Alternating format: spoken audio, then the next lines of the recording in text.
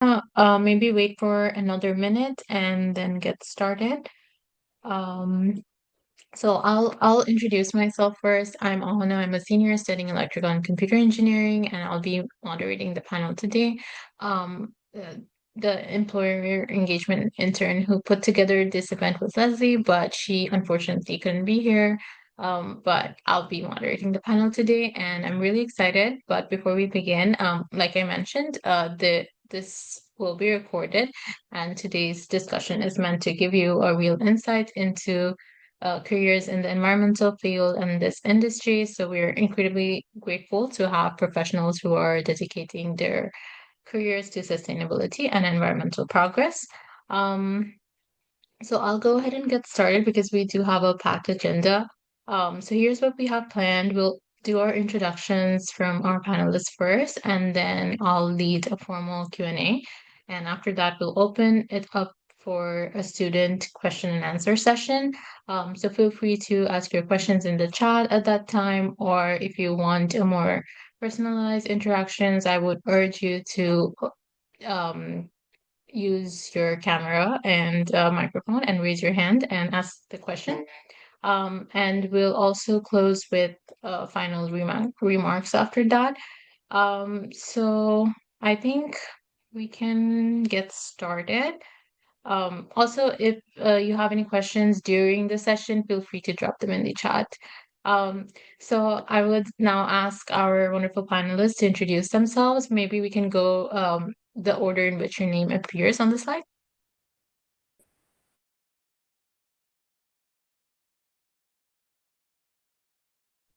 That's me. Hello everyone. I'm Raghav Bandari, he, him pronouns, and I'm based in Berkeley, California. And I am with 1% for the Planet. It's an environmental nonprofit based in Vermont, but we work remotely, so I get to be over here and do my job and not have to commute in BART every day, which I'm very grateful for. And yeah, just also very grateful for you all to give the time to speak with us and make the time at the end of the day. I'm sure it was a long day of classes. So yeah, just grateful to be in your presence. Sangaitla, good day to everyone. My name is Wafa Girak. I currently live here in Santa Kahini, otherwise known as Juneau, Alaska, on the homeland of the Tlingit people. My family is both Haida and Tlingit on my mother's side. I am Yak Janos, or Raven from the Shark House, is my clan. My family's on my mother's side is from Prince of Wales Island, the third largest island in the United States. Total population of about 6,000 people, and the community I come from is about 300 on that little island, or I should say that big island. My father's people are Dene or Athabaskan, and they come from Chestachina, which is pretty much in the center of the state of Alaska. My father's people are river people. He stems from Nelchina. The Sky Clan is my father's clan. Currently serving as the vice president for the Arctic and Northern Waters program at Ocean Conservancy. Glad to be with you folks. Hi, everyone. My name is Van Berg. I am with the State of California Department of Toxic Substances Control. I manage the Site Mitigation and Restoration Program, which is the state version of the Superfund program or the cleanup program. My history is I'm an environmental science undergrad, have a law degree, and worked for US EPA for 28 years, doing enforcement as well as Superfund work, a whole hodgepodge of other things within the umbrella of US EPA, and then came to the state recently. So I'm really looking forward to hearing from everyone on the call. Thanks for having me. Thank you everyone for your introductions. It's really nice having such a diverse panel. I will get us started with our first question. So we are gonna set the stage a little bit. And from your experience, what are some of the characteristics or challenges that comes with working in the environmental industry? Anyone can feel free to start. maybe I'll jump in. Um, so when I first came to work for Ocean Conservancy, I had to do a hard reflection on whether or not the space of conservation was right for me. Conservation, for the most part, in Alaska has not had a healthy relationship with its indigenous people. There's been a lot of extraction throughout the years of our lands, of our waters, and more recently of our knowledge. And it's something that we're seeing a lot of, and it's something that environmental groups definitely are no exception to that. But more so, protecting a place even from indigenous people themselves has been somewhat problematic. So coming into this space was something that I had to think long and hard about. And it was also something that I needed to vet this organization, Ocean Conservancy, with indigenous communities, indigenous tribes that exist here in Alaska, to make sure that this was really a place that I could work, that upheld its indigenous-led conservation role seriously, that it really didn't do more harm than good, or that it caused excessive division amongst our community. We have enough division in our community as it is. We don't need another industry to come in and cause greater division among us. And in vetting all of that, found out that it was an organization that I could work for. But that being said, I am one of very few Indigenous people who work in the space of environmental or ocean conservation, and so my counterparts are very few in between as Indigenous people, unless they're working for their tribes or working for Indigenous people directly. And so there's a definite difference in worldview in how we see things at my organization versus how I've been raised to see the world. And it's definitely always growing and adapting and learning from each other.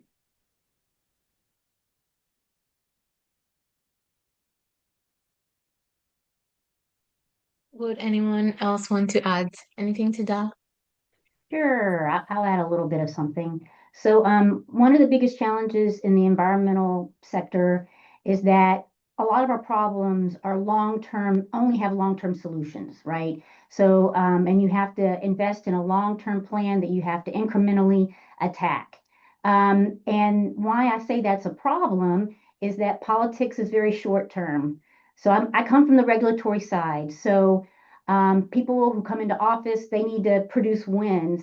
And a lot of time, the environmental issues that we face are long-term issues, air pollution, water quality, and it takes systematic ways of trying to protect those, our resources. And so I feel the struggle coming from the regulatory side when politics influences environmental policy and trying to make sure that we're on the right path, regardless of where the swing of the politics are at that particular moment in time. So I think that's a real big challenge we face as an environmental industry. And the other one I'd say just, challenge is sometimes also what makes it interesting. It's always evolving. The science is evolving, emerging contaminants.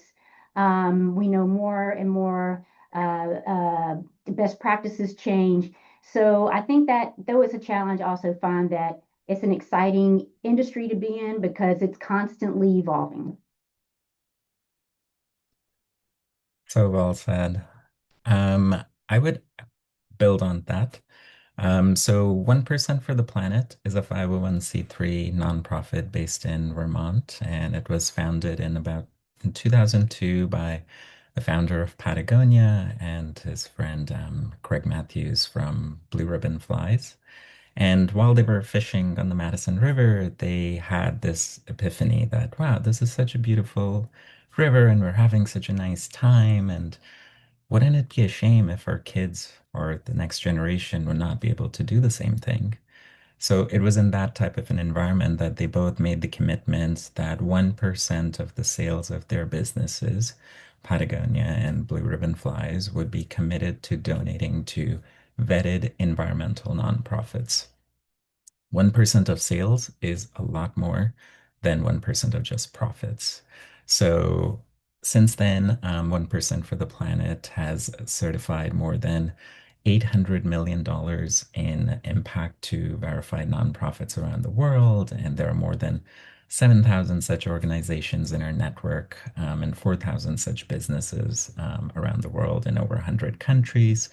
We're super excited about that impact, but some of the consistent challenges that we see is that less than 3% of all philanthropy is devoted to environmental causes. Majority of this is all to people-centric causes, social issues, which I think is very admirable. But there's such a big overlap between the environment and the societies that live in it that I think more attention needs to be paid to the environment, especially with climate change affecting everyone's lives. So that's, I think, a common characteristic. There's a lack of information among people about what environmental impact looks like. And I think on a more personal challenge is it can be really depressing.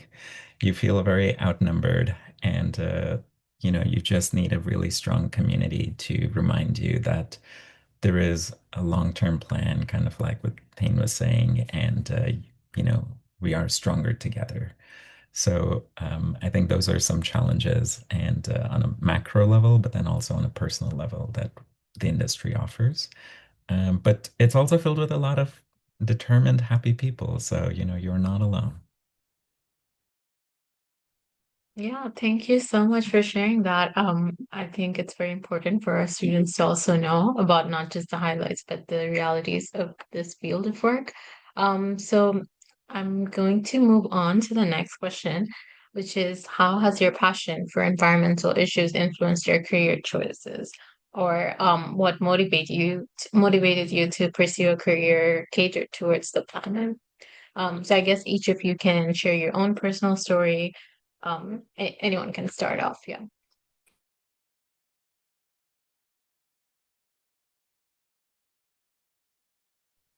I guess I'll start. So I think what really brought me to the environmental industry is that I really like science. So in college, really liked doing environmental sciences, geography, geology, demographics. So just a lot of science. And so that's what drew me to do an environmental science undergrad degree. And then I decided to go to law school. And after law school, I focused on doing environmental law. I got lucky enough to work for EPA, and that's where I found my tribe. It's a really good family of people who work for US EPA.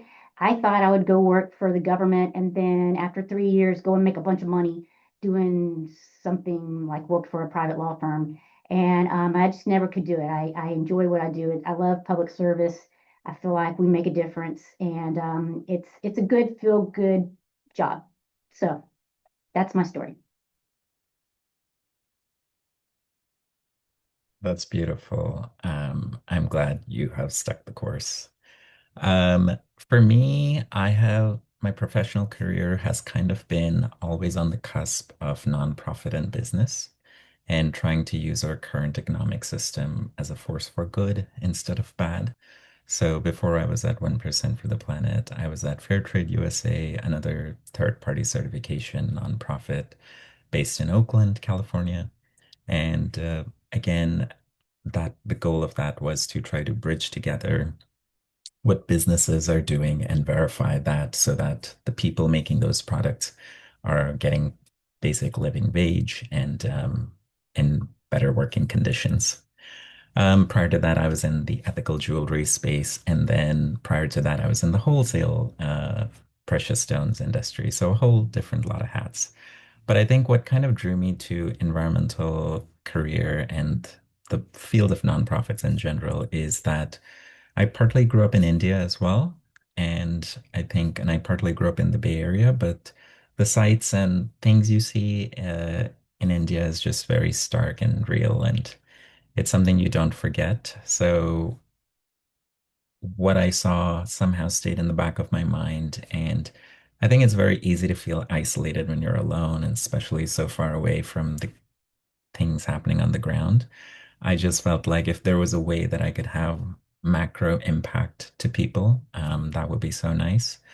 But then when it's a macro impact, you don't get to directly see the results of what you're doing. But if it's a micro impact, like a one-on-one, you get to see maybe more directly the results of what you're doing. So initially, I thought I'll do the micro impact, and I tried to be a teacher's assistant for first to fifth graders at a after-school program in Oakland. And I very soon realized that kids can smell fear, and I am not a match for that. So I was not flourishing there. So I switched paths and I thought to do, okay, maybe I can do macro impact where I might not see the day-to-day impact, but I can at least still have somewhat of a positive influence. So I switched to the nonprofit side, and certain things aligned. And here we are 10 years later.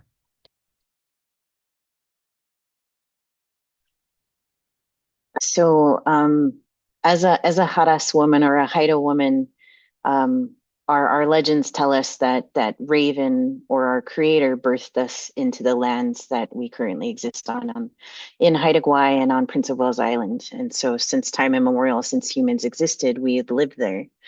And quite a few years ago now, I want to say about 30 or 40 years ago now, they found one of our ancestors in a cave on Prince of Wales Island, which is my home island. And that ancestor was 10,000 years old. And they tested his DNA against our people today. And of course, lo and behold, it matched. And what was really cool about knowing that is that they also found remnants of salmon DNA connected to our ancestor. And so knowing that for at least 10,000 years, we've held a reciprocal relationship with salmon, one that has gone unbroken, as we know, through colonization and assimilation. Many of the aspects of Indigenous culture have been broken. Our connection to our language, our connection to our spirituality, our connection to our songs, our dances. But the one aspect that has never been broken for us here in Alaska is our connection to our hunting, fishing, and gathering practices. We had an elder during a big gathering talk about how our ancestors were so brilliant that they hid those other traits of our culture in our hunting, fishing, and gathering practices so that we wouldn't lose them. And so our culture is hidden in those little gems, those little pockets of fishing, of hunting and gathering, and 90% of our protein still comes from the land that, you know, our ancestors were born onto. And in less than 200 years since Alaska was, you know, founded by the United States, we've had a different form of management and a different relationship and a different balancing. And in the last 8 years, the people along the Yukon River have not been able to catch salmon. And so the severing of these ties is happening in real time. This last connection, this last thread we have to our ancestors and to our traditions and to our cultures and all the things that make us who we are as Indigenous people in these places. And the realization that Indigenous people obviously held this together for 9,800 years. And in less than 200, we're seeing these collapses all over Alaska of our salmon, of our halibut, of, you know, just across the board, of the glaciers melting, of our ice caps melting.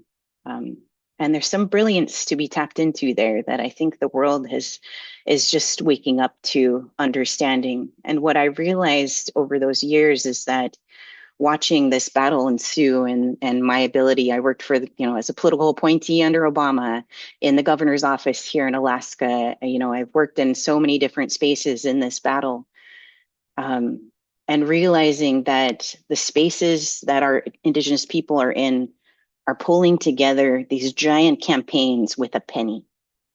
They're barely functioning and they're barely managing, but they're never going to give up because it's more than just looking out at the ocean and saying, wow, that's really beautiful.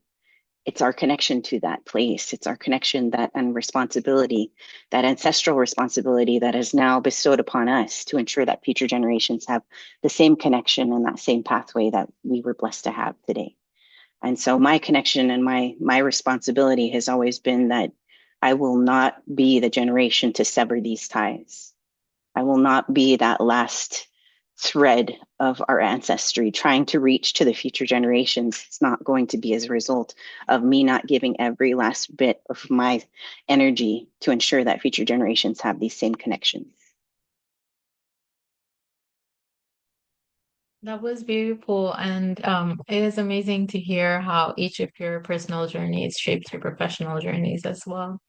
So I'm sure our students would also like to be on such professional journeys. So a question for, like, I'm pretty sure a question everyone would want to ask is, what advice would you give a student on how to balance their goal and career advancement?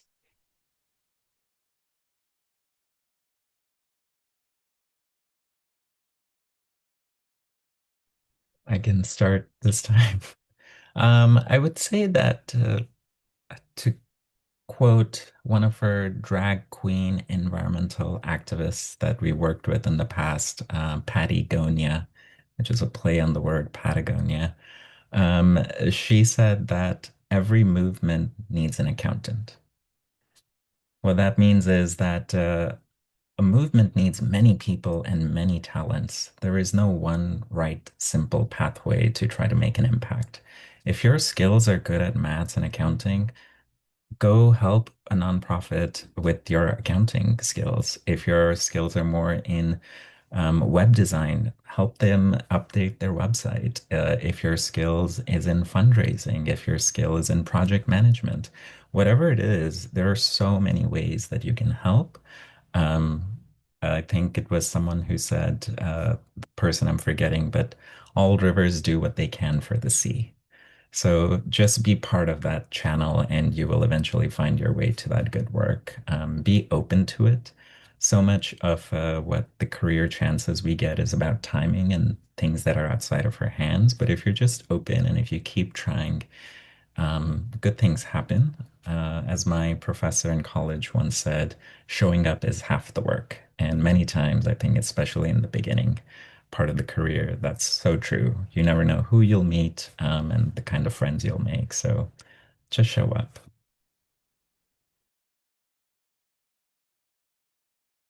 I'll jump in.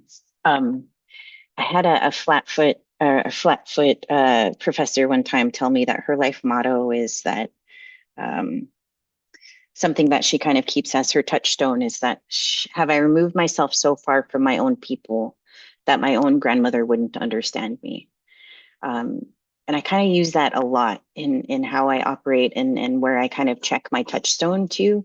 You know, your goals are so, like, as children, especially, like if you've ever read The Alchemist, right? As children, we know what our goals are, we know what we want, and we know what we want to achieve, and we know what drives us and our passion.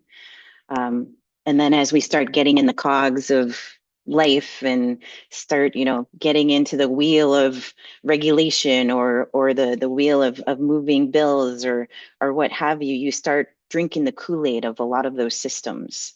And so I use that as my touchstone of am I still holding true to my initial goal? Am I still holding true to what my grandmother would look at me and be proud of what I'm doing? Or have I veered so far into drinking the Kool-Aid that I'm completely off trajectory? And so just if whatever that touchstone happens to be for your life, make sure that you keep hold of that because it's really easy to veer off. And employers can always tell when you're not passionate about something, and you usually can find yourself in that space of not being passionate about something when you veered away from the goals that you originally set for yourself.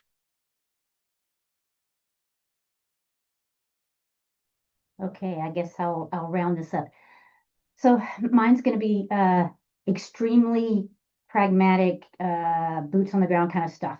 Um, Figure out what you like. I mean, you're in college now, take different classes, figure out what's really interesting to you. I think if you're interested in the environmental industry, if you have a science degree, that's always very marketable later on. Policy is good too, but if you can combine that with some science, that will be very marketable going forward.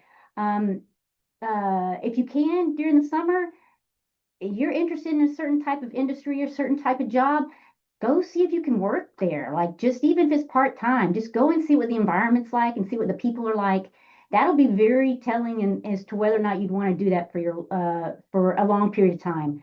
Um, and finally, my last bit would be informational interviews. So if you see someone who looks like they have an interesting job, hey, give them a call. Say, hey, will you just talk to me for 20 minutes about what you do? And that may be helpful. And most of the time, I feel like people like to do it. I mean, we're here talking to you tonight because we know what it's like to be on the other side, and we're hoping that something we impart could be helpful to you. So those are just some of the thoughts I had. Hopefully that's helpful. Those were some great advice. And I'm sure that a lot of students are interested in entering this space. It will be helpful to them. And speaking of entering the space, one of the biggest reason people want to enter this space is because of impact. So, my next question would be, can you recall a time where you felt your work had a positive or profound impact on the environment?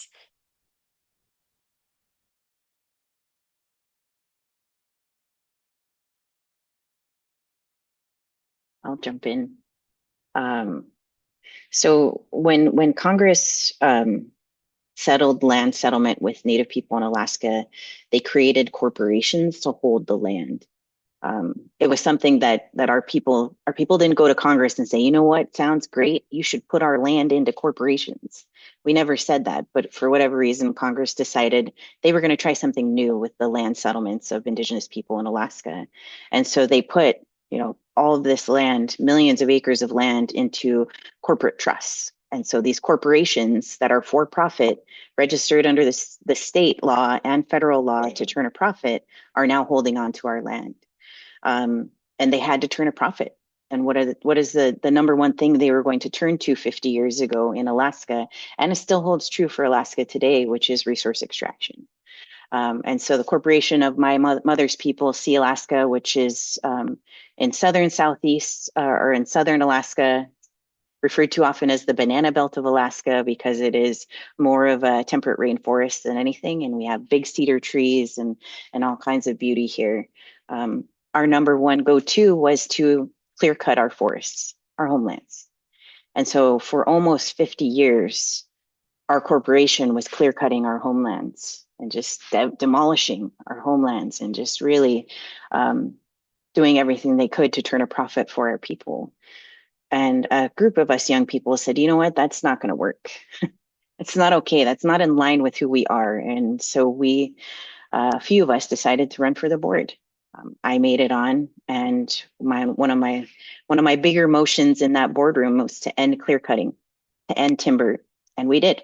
Overnight, we stopped clear cutting, and we started investing into industries that were in alignment with who we were as Indigenous people in our value system. We own a geotech firm that cleans up oil that's been left or oil technologies and big industry that's been left in the ocean. We decommission those and pull them out of the ocean. We've found a way to turn the biggest profit we've ever had by investing in industries that align with who we are as Indigenous people. I'm pretty proud of that moment for our corporation and just for the future of our landholders.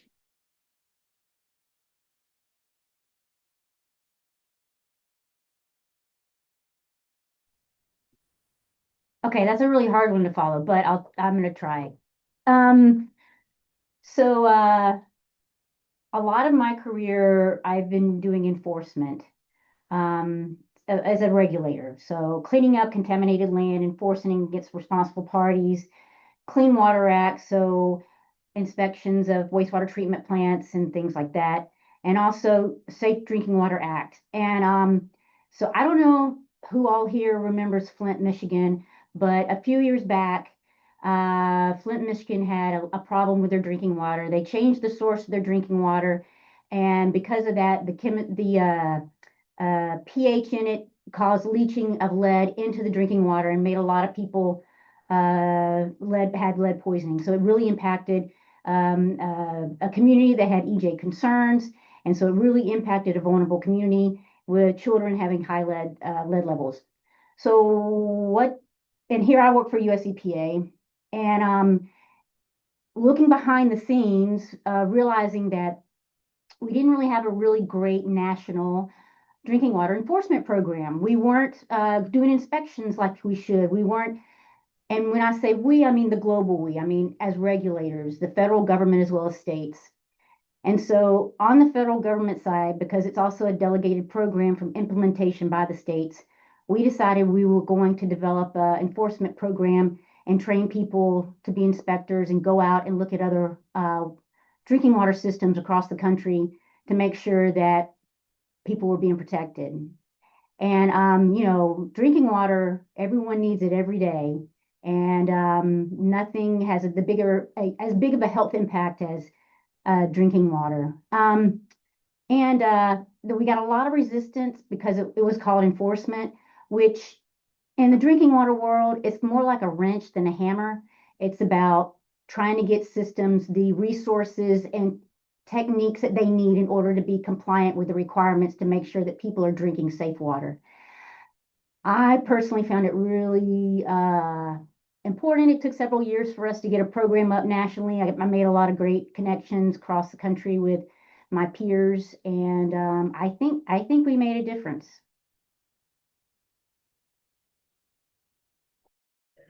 Definitely made a difference in a very tangible way.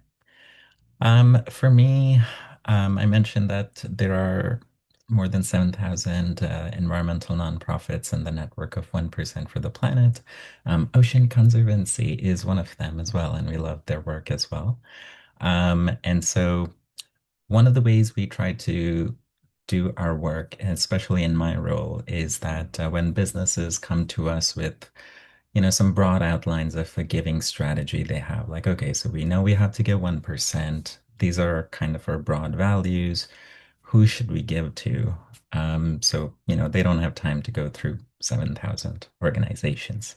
So what we can do is take their impact criteria and run our system to find maybe a short list of such organizations that really closely meet their objectives and that the business's objectives also meet the environmental partners' objectives, and then suggest them to the business. And then the business can decide ultimately which one they want to partner with. We make introductions, things like that. So one such partnership that I got to be a part of was with OXO. They make kitchen products and things like that, OXO. And yeah, so and then their part collaboration with Giving Grove. Giving Grove is a nonprofit that works with community gardens across the country, and they specifically plant these gardens so that they can be accessible to communities in low-income areas, and that these gardens will bear fruit throughout the year in all conditions. So they might have like winter fruits for some seasons and something for spring and summer. And it's such a beautiful way that allows those communities to harvest fruit, work together, learn more about their ecosystem, and just cultivate something together. So OXO's objectives were to create food sustainability systems.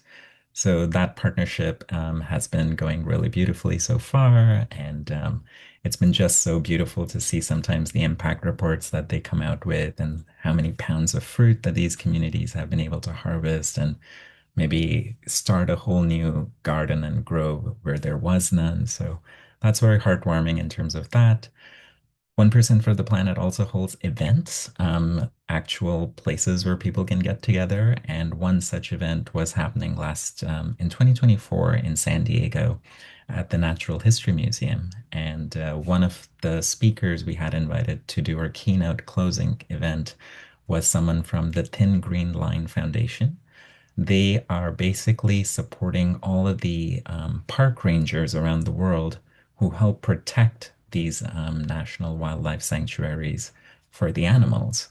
So when we think of national parks, we think of the animals, but even those places need park rangers to protect them. And these park rangers undergo so much personal peril to do their job, and so many lose their lives as well. So the person gave a very passionate, beautiful speech on stage, gave a presentation of what they're doing, what they need. And at the end of the presentation, in front of all the people in the audience, he said, we have to make this trip to, I think it was somewhere in Europe, to be able to do a presentation between a really big donor where we can get this much money, but we don't even have the money to travel there. And people were just so energized, like, you have this opportunity and you don't have the funds to travel there. And so the person right on the stage said, like, can we get, with a show of hands, how many people can raise their hands and help us raise like X amount of money? It was like not even a huge deal, but within like 5 or 10 minutes, people raised their hands and they were able to collect that much funds to get there and get that grant proposal. So that was like such a goosebump raising moment. Everyone in the room got to participate and just see a very real example of like you see something in need and you can do it. And when you do it collectively, it doesn't fall on just one person. We all do it together. So that those I think are two examples of kind of how we do something broad and something a little bit more micro as well.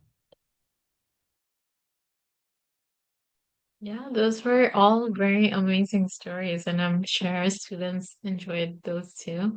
And kind of wrapping things up, what advice would you give students interested in pursuing internships within the environmental field, and what qualities does your organization specifically look for in employees? Before I get to the answers, I do want to say this is the last question I have for the moderated section. So if you have any questions, please prepare them because we're going to be moving on to the student Q&A shortly. So yeah, feel free to answer.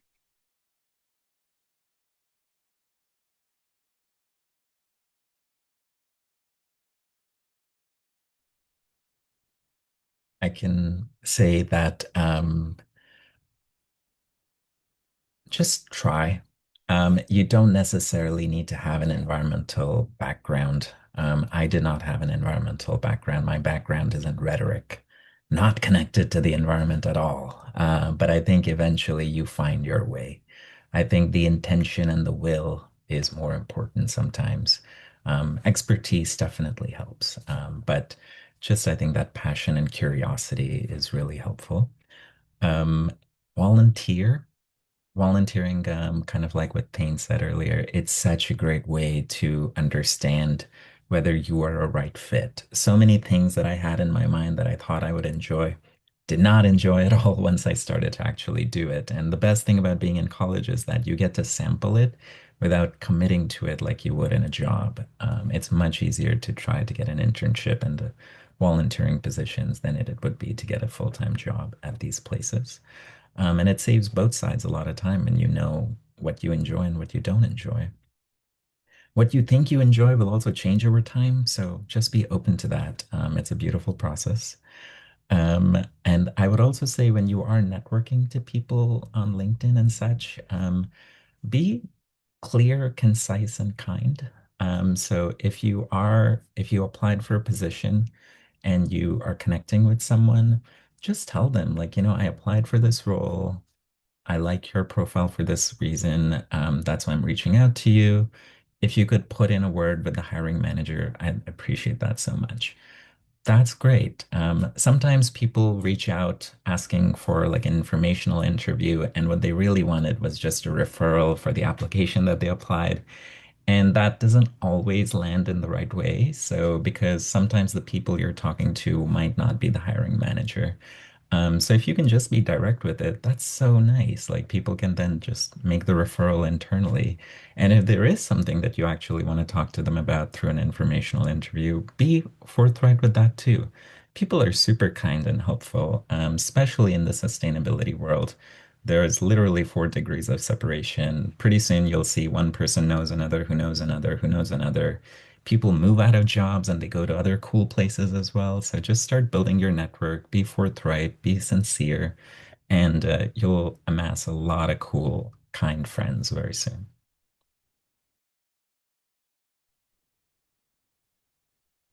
I echo a lot of that. Absolutely. I haven't had to try to look for an internship in so long. Apply, apply, apply.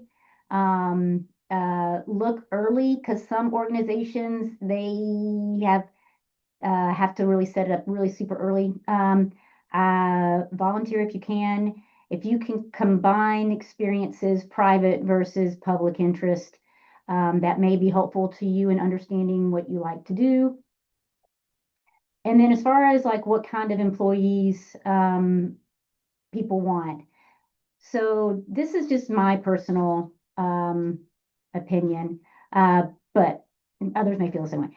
Proactive and solution oriented. People who come in who are willing to be proactive, leaning forward, finding solutions, not just pointing out the problem, but finding solutions. I once had an interview. They said, what do you want to achieve with this job? I said, I want to give you what you want before you know you want it.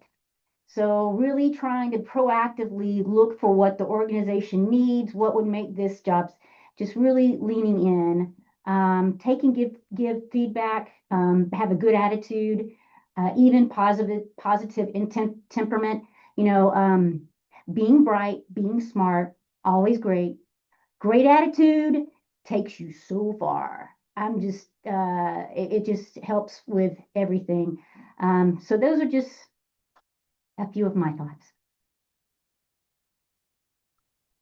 I would say, yes, amazing what both the other speakers just shared. And personally, you know, as you're thinking about internships, yes, environmental field internships are great, but you know, as was just said, like if you can go out and get some other internships and other experiences and bring those into the environmental space, you know, go volunteer in one of the other spaces, the governor's office, or go work in the legislature, or you know, other places that you're going to bring those connections in with you into the organization, so that it's that much easier. And then you have those connections already to start building whatever campaign you're working on or the thing that you're passionate about. You already have the folks lined up to be able to launch that in a certain direction. So the more you can get out there and kind of get a broader swath of experience and also connection with folks, that's going to go a long way. And then qualities, you know, humility is big for me. There's a lot of folks out there with big heads on their shoulders. Then humility and ability to remain humble is always amazing. My good sister just bought me a really cute little sign that says pick up a tea towel, which I just love, because you know, the more that we humble ourselves to know if the trash needs to be taken out, or if I need to do the dishes, or if, you know, if something falls to the ground, I'm going to immediately go and pick that thing up. I'm not going to be too proud. Even though I'm the vice president, I'm still going to do the dishes if the dishes need to be done. And so just thinking about, you know, the ability to look at what needs to be accomplished and not being too proud to accomplish a thing that needs to be done, even if it feels like you're a PhD and this is below me. And then the other big one is passion. You already heard me talk about that a little bit, but I had a boss, one of my former bosses was a Blackfeet man from Montana, and he said, "You see that right there?" He said, "You see what one of my coworkers was demonstrating?" He said, "That's passion. That cannot be taught. I cannot put you through a course that is going to teach you how to be passionate about what you're doing. You have to, something that this is ingrained in you, and you're going to bring that to the space." And so you can always tell when someone's passionate about something, because they're going to just achieve the thing, and they're going to slog through whatever they need to get to that next phase. And so keep that passion and if, you know, at the forefront of what you're trying to accomplish. Thank you. That was incredibly insightful. And I'm sure our students will benefit from the advice. I'm gonna move on to the student Q&A session. So feel free to drop your questions in the chat or raise your hand using, okay, I already see Aiko. I hope I'm pronouncing your name right. Yeah, you did. Thank you. Sorry. Thank you all for the panelists for coming here and sharing your experience. I think all of us will appreciate like your candidness, and it's clear you've put a lot of effort into each of these questions.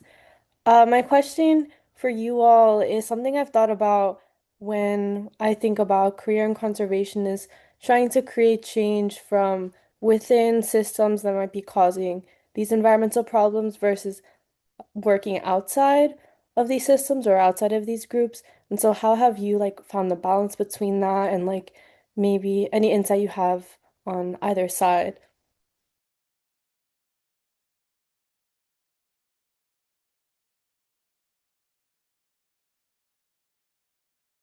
I can start, and yes, then please proceed. I would say that there are so many ways to do that. That's such a good question. And 1% for the planet is really built on progress, not perfection type of a model. So many businesses that join our network are, making this pledge first and then figuring it out later. Because 1% of your revenue is a really substantial number, especially on the industry. It can be a big amount from your bottom line. But once you make the commitment, you figure out a way to make that happen. So businesses who might not have, the best environmental impact. So, for example, there are plastic manufacturers in our business network as well. But when they join, they are able to start to do better. They can use this commitment as a stepping stone to start maybe making better environmental giving commitments to charities who are offsetting those plastic works. There's also volunteering opportunities we can help their staff do.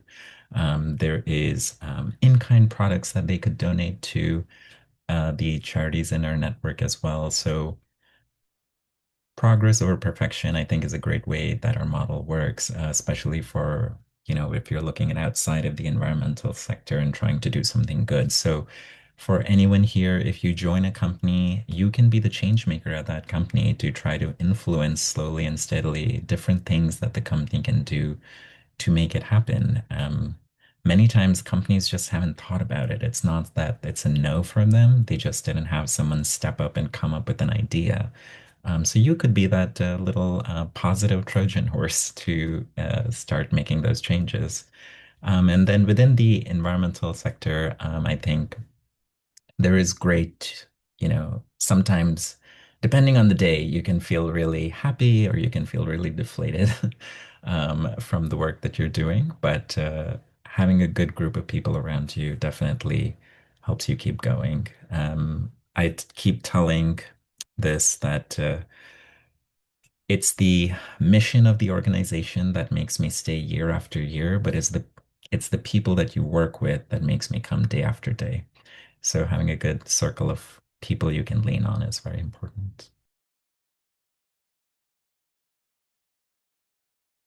Yeah, there's such a good question because there's such a you have to work inside the systems. Like you can't forget about the systems that are going to be constantly moving and having policy opinions and having the ability to weigh in and make sure that you're keeping track of the systems as they currently stand, and then also thinking about what it looks like to outside of the system, which is really hard for a lot of folks to consider, especially those who have been in the system for so long and just this is my specialty, this is what I know. And so for the ability to like think outside that often comes as a struggle for some folks. Right now, working at Ocean Conservancy, when I took over the Arctic and Northern Waters program, we're busy working to protect the Central Arctic Ocean against deep sea mining, shipping, commercial fisheries. We're just working to protect that space right now, which is extremely important. And we're working with heads of state for Greenland and Canada and even Russia and the United States, and all coming to the table. Those conversations have to happen. We have to keep having those conversations. And then also, what does it look like to think about things in a different way? So another big project that we're moving forward with is to create our own Indigenous law of the sea, where Indigenous people from throughout the world start writing down our protocols and our laws for how we have a relationship with water. What guides me out on the water is not just state and federal law, but it's also the protocols that have been passed down for the last 10,000 plus years that teach me how to have right relationship with the salmon, with the whales, with the ocean itself. And those protocols We've never written down as a people. It's just something we all are aware of because we're an orate society. But what if we did write those down? And what if we as Indigenous people collectively across the globe found the commonalities among our traditions and our laws as it relates to the ocean and waters? And then we just told the world, hey, here's our law. It's up to you if you want to follow it.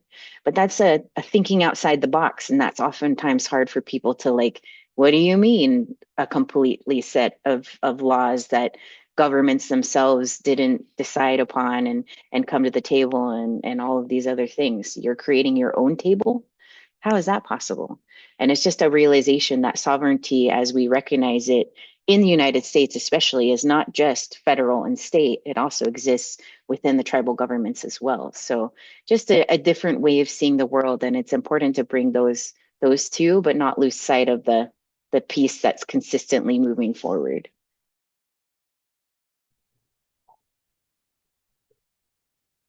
Okay, I am so institutionalized. I have been working for a regulatory entity for all of my career. So, and the regulations and the rules, they're really that's the bare minimum requirement, right? We really want more than what the law says. We want companies to want to do more, people to want to do more than just what the bare minimum is. But unfortunately, that's kind of where I find myself. But I will say that um, I think there is a place externally, companies that have buying power, that they can institutionalize a lot of change that could be super meaningful on a global way. And I'll just give an example. Suppose Walmart decided not to have plastic bags anymore. That would be so big for the environment. And I think there's places you can look for that in different ways. And getting creative and thinking outside the box is probably how to do that. Unfortunately, I don't have a lot of personal experience, but I do think there's opportunities out there to make some big changes that would have an impact.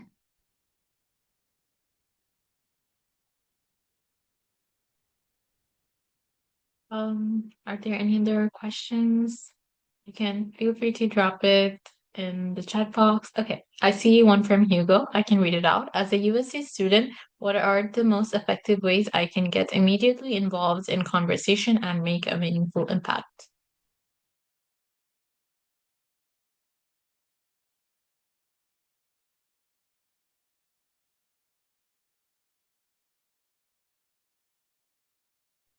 It's there's so many different opportunities as a student or a citizen or as all of these different spaces we happen to be in. um, the number one thing I would say is you have to pay attention to what's taking place, and hopefully organizations like Ocean Conservancy are doing their due diligence to notify the public of the things that are happening in Congress, the things that are being driven by Trump, the things that are being driven by our governor of Alaska, so that you can be aware of what's taking place. You can testify right now in all of these regulatory spaces that are being proposed, um, providing testimony in support of, hey, we don't want to see these things happen. This is not good for the environment. This is not good for the people here.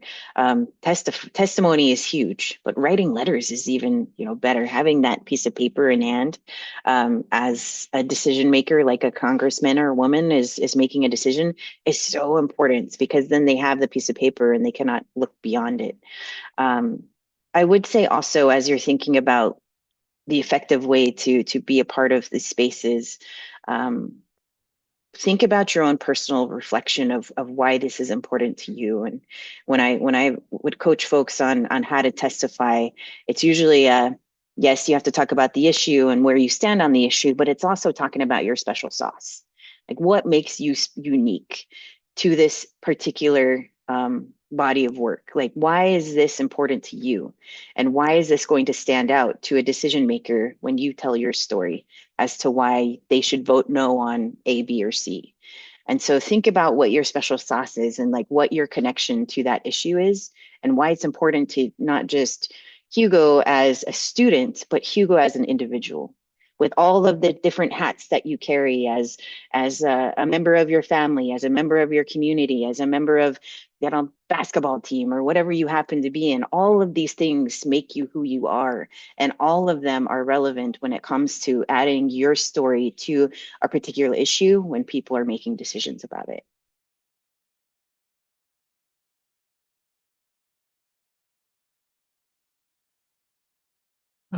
I would also build on that and say that you can do something right from where you are. There are so many organizations who support students to get organized, give them resources to build maybe a group, a student body group, do cleanups at their own campuses, work to have the green spaces in your college maybe grow produce or reduce the toxic chemicals that might be in use right now on your fields.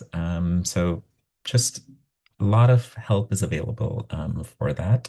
And one of the resources you can use, which I just added to the chat, is the 1% for the Planet directory. You can search for environmental partners and filter them by impact areas that are important to you or by locations in which they work in. And you will likely find organizations that are supporting you for that as well. And try to just have some fun with it as well.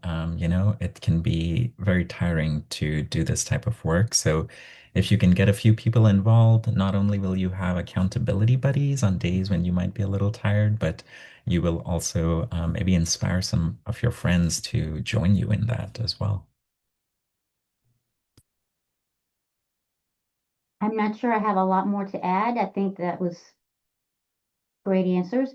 But I would say that LA County, so the greater LA area, there are a lot of different organizations. So you can do a lot of stuff on campus, but also I think within the greater LA area, there's probably opportunities to join different organizations that are focused on specific local topics, specific environmental health related topics that might be meaningful to you. So that's another thing to consider.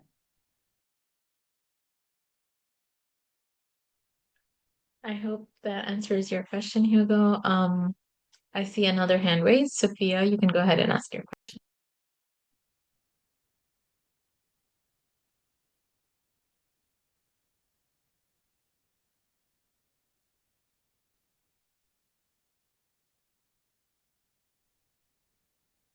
We cannot hear you, Sophia. So if you wanna maybe type your question in the chat box.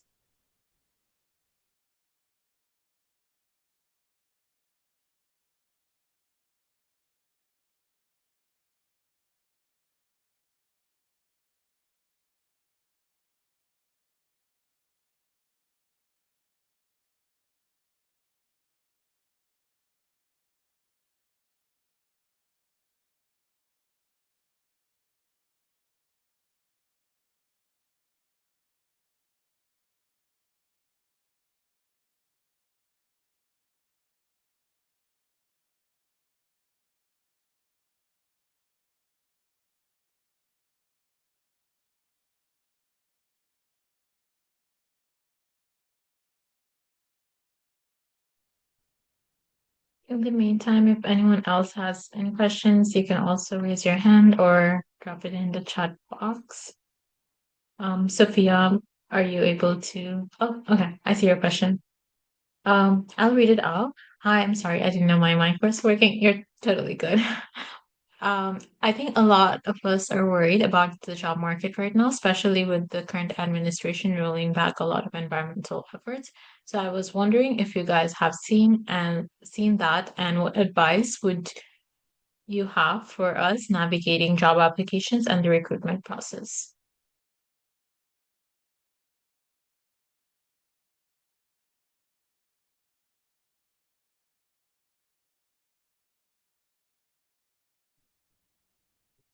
I don't want to be the person to start every time, but I get uncomfortable with silences. So, Thane, if you want to start, you're more than welcome to.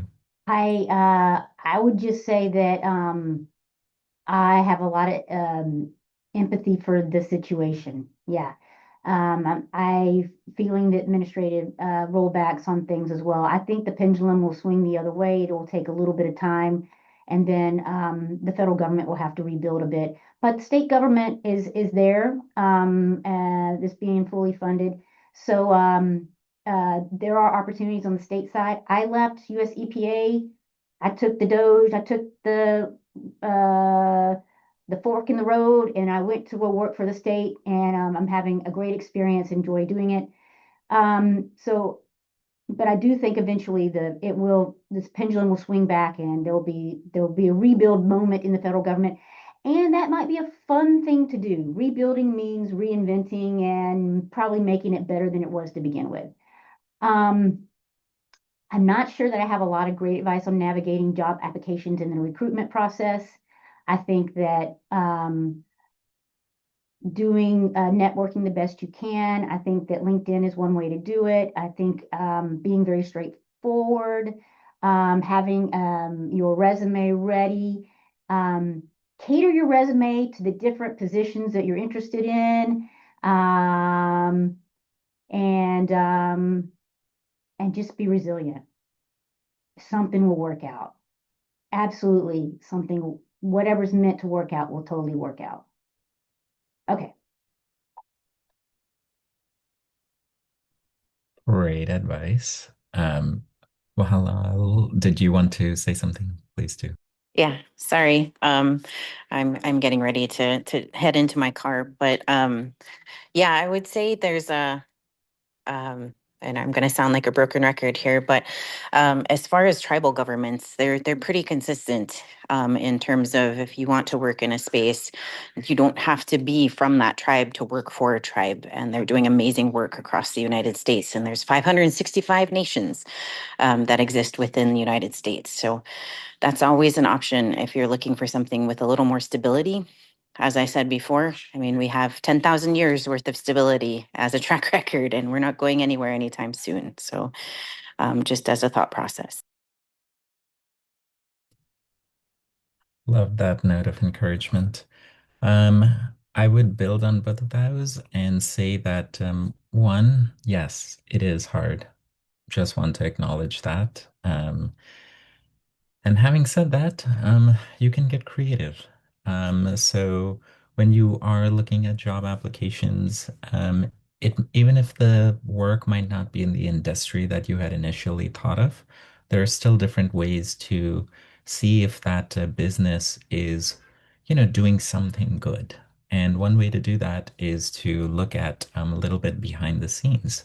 So, for example, Patagonia just recently sold ownership of their company to a purpose trust.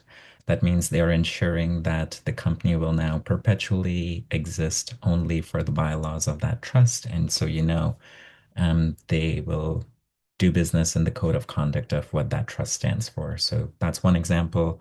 Another are public benefit corporations like Cotopaxi. That means they are legally required to follow the bylaws of their company's formation, and public benefit corporations have to also adhere to the state's laws on what that entails. So it's usually a lot of built-in safety guards to make sure good things are happening, like philanthropic donations and employment practices. King Arthur Mill, it's a fully employee-owned company, as is Bob's Red Mill. So another way to see that the company stands for some good values. You can also see if that business is working with third-party certification organizations like 1% for the Planet, but also B Corp, Climate Neutral, Fair Trade. So there are many ways to see that even if the industry might not be what you initially thought of, they are doing some good things behind the scenes. And also apply to places even if they don't necessarily have an opening. Sometimes, even at our organizations, we have created roles because we thought, like, this person, we like them, they have this great idea, and they've identified a need. So let's try to make it work. So many businesses don't want to lose on good talent and good ideas. So if you can come up with like even offering to volunteer at a place, it goes really far to build those relationships. I know you don't want to work for free right now, but it really just goes far to make some meaningful connections, relationships, and those go really far. When there is an opening, they can refer you to other places. They know someone who can know someone and do that. So just don't be shy to reach out and say that I really like your company. I'm willing to volunteer for this amount of time, and these are my skills. Can we talk? And you might be surprised. The right people will want the right people.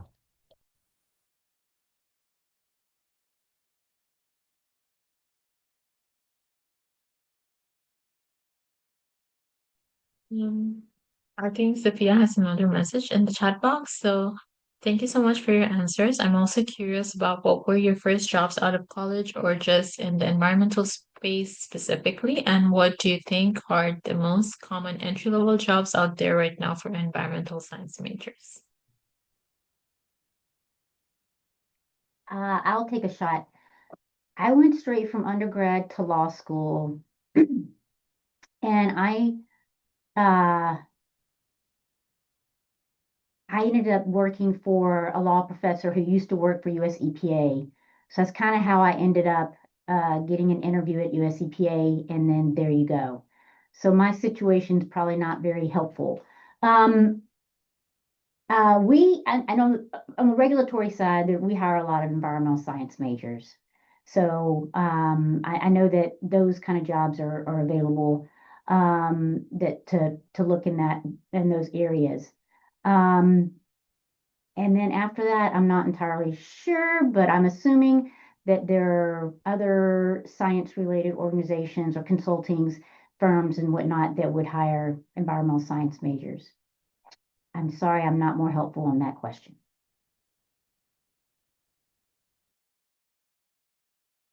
I had a slightly unconventional path. So after high school, I took time off in between and then went to college. So my entry level jobs ranged a bit. So everything from working at the college cafeteria to Walgreens to at nonprofits. But one advice that someone gave me at one point was that the first job right after college is always the hardest one to find, and the ones after are easier. So just know that if it does take a little time, it does get easier in your follow-up jobs. And hang in there. Yeah, just don't lose faith.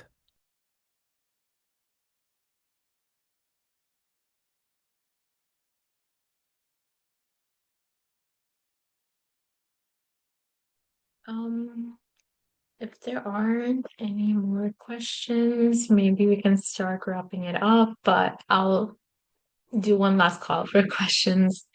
Um, are there any other questions? If not, I think we've had a really great conversation, and thank you to our wonderful panelists again for joining. The work you're doing is super important, and we're so happy to have you. And I'm sure our students enjoyed the insights you had on the industry. Um, I think for today, our conversation will have to end here, but obviously, reach out to any of them if you feel like you want to continue the conversation. Yeah, I see that Raghav has already posted on the chat. So feel free to connect with them. And thank you again, everyone, for joining. I think that concludes our session today.